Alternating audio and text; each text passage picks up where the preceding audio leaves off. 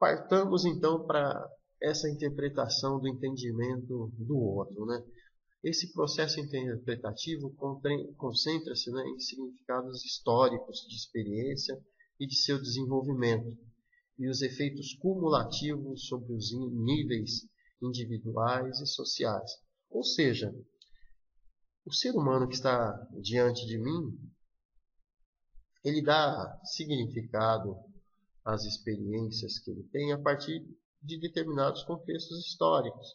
Dito de outro modo, indivíduos em tempos históricos diferentes interpretarão, darão significado ao mundo, cada um ao seu modo. Eu cito, por exemplo, vamos imaginar juntos uma grande obra, isso para nós fazermos uso de um exemplo da literatura. Imaginemos juntos a obra Dom Quixote. Veja, essa obra, se você for investigá-la, você vai ver que em cada tempo histórico ela foi interpretada de um modo. A época que ela foi lançada, ela tinha um caráter de humor. Hoje ela tem um caráter profundamente existencial.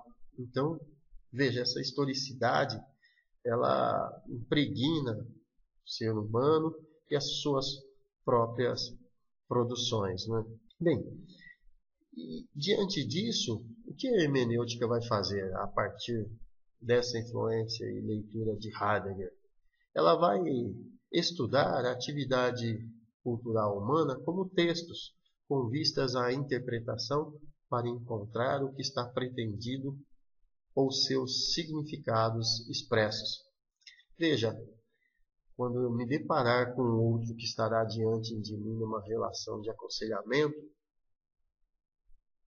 eu vou tentar interpretar o grande texto que é esse outro ser humano, a partir das suas particularidades históricas, a partir do seu entendimento a respeito do mundo, quais os significados que ele expressa a partir desse entendimento, enfim, para a partir daí poder de fato captá-lo naquilo que é dele, mas nós veremos que essa captação sempre terá uma certa dose da minha interpretação.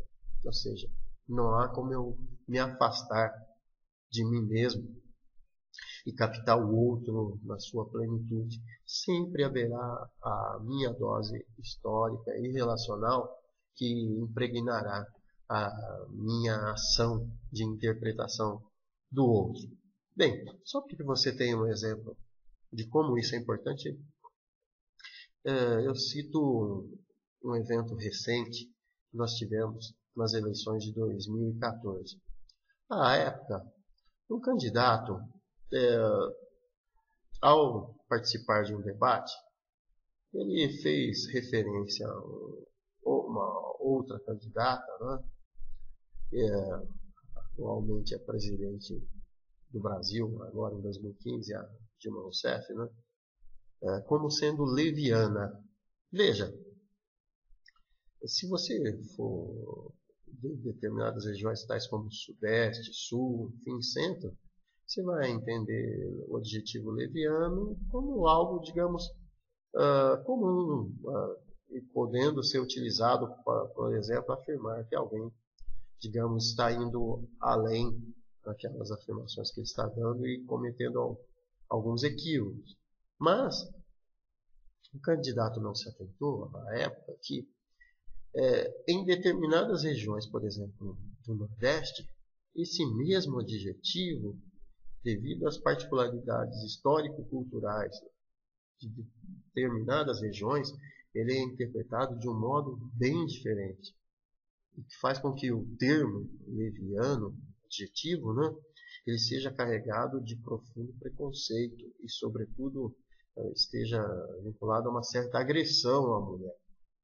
Tanto isso é forte que, inclusive, essa ação, né, feita pelo candidato foi explorada pelos seus adversários. Então, veja só o risco que nós temos de julgarmos o outro a partir de nossos filtros histórico-culturais e não termos o cuidado de interpretarmos o outro no entendimento que ele tem a respeito das experiências que ele possui, do mundo, de si mesmo, enfim. Se nós não tomarmos esse cuidado, nós poderemos fazer tal como, por exemplo, o candidato que nós citamos para você, né? Você acaba por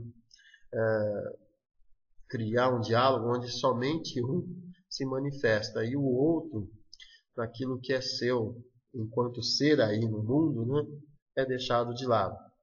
Bem, dito isso, avançamos um pouquinho mais e agora nós vamos apresentar para vocês um discípulo muito importante do Heidegger e grande referência na atualidade na hermenêutica, uma das grandes referências, né, que é o Hans-Georg Gadamer.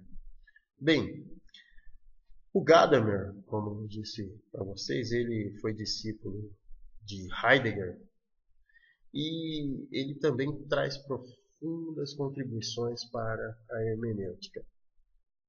E para começo de conversa eu cito, por exemplo, esse pequeno trecho apresentado por Lavert, retirado de uma produção de Gadamer, né, em que o Gadamer nos diz o seguinte: a hermenêutica deve começar a partir da posição que uma pessoa está buscando entender algo, tem uma ligação ao assunto que vem à língua através do texto tradicional e tem ou adquire uma conexão com a tradição do qual ele fala.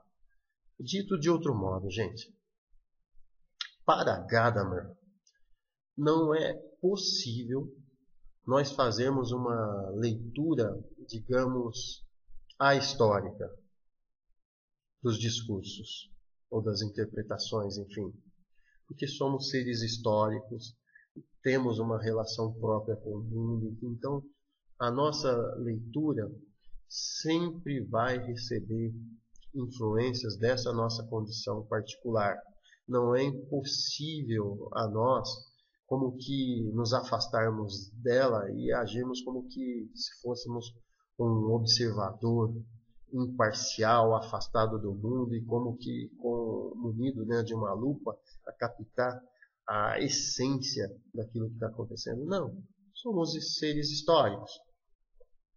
E nesse sentido, Gadamer se posiciona contra o que nós chamamos de historicismo, ou seja, você considerar que no seu contexto, a partir dele, é possível você se desvencilhar de toda e qualquer influência e captar aquilo que há do outro na sua integralidade, considerando que fosse possível, né, uma leitura imparcial. Não.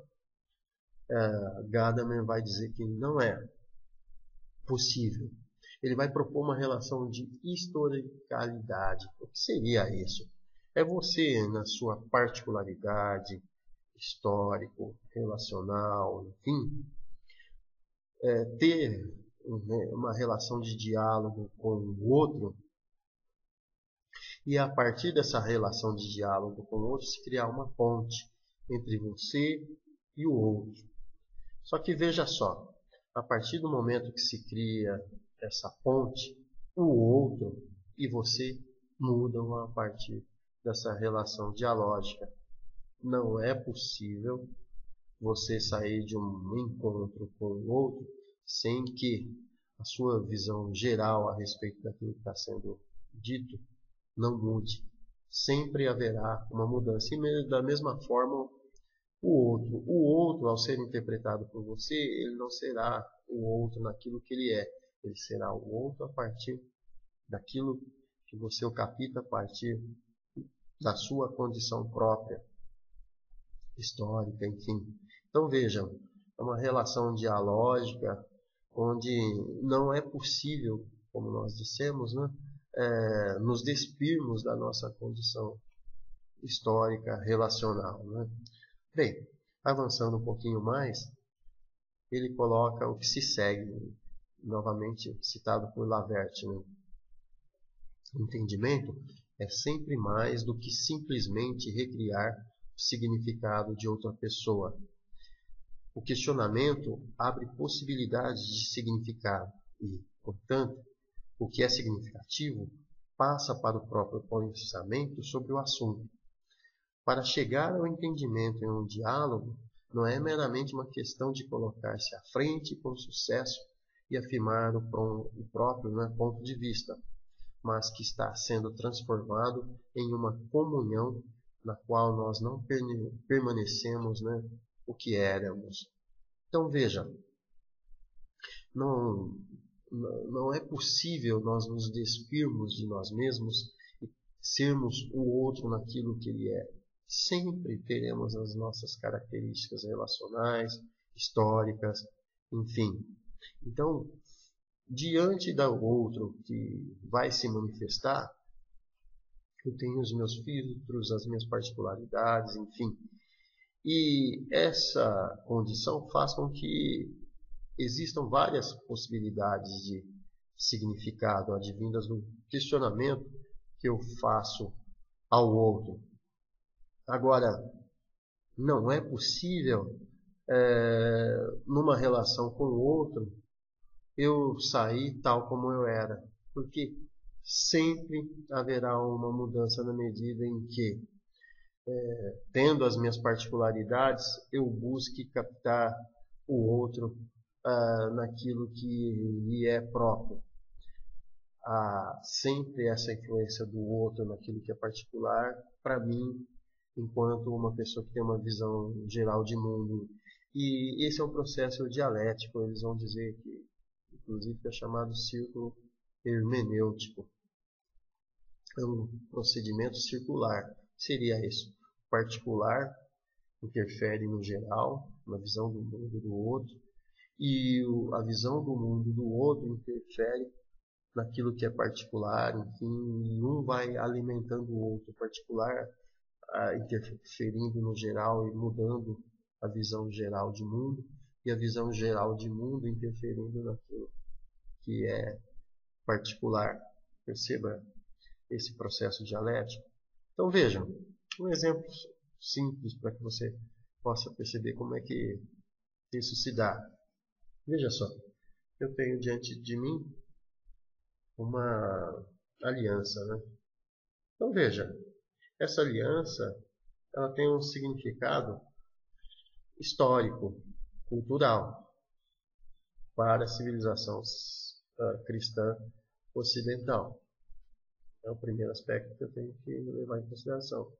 Segundo aspecto, pleno século XXI, talvez essa referência à civilização cristã ocidental não seja, por exemplo, a mesma que uma pessoa de algumas centenas de anos atrás. Eu tenho que captar isso.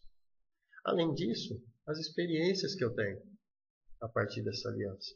Então veja, ela pode para mim significar um ato de doação e aceitação do outro naquilo que lhe é próprio e na criação de um elo inseparável, ou então, por exemplo, pode significar um processo extremamente doloroso de um divórcio. Imaginem vocês que eu tenha colocado, por exemplo, essa aliança com o intuito de me lembrar de todo esse processo para que eu não incorra mais nesse erro.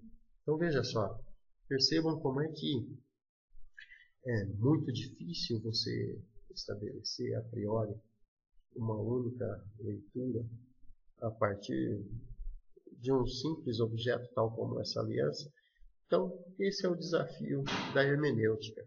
E a partir dessa relação com a hermenêutica, nós vamos nos vincular também à fenomenologia. Enfim, vocês verão que elas estão extremamente interrelacionadas, e a partir desses elementos eu me considero em condições de encerrar essa videoaula e espero que você possa usufruir de todas essas considerações colocadas por Bruno Raab e outros. E é isso. Muito obrigado. Até a próxima.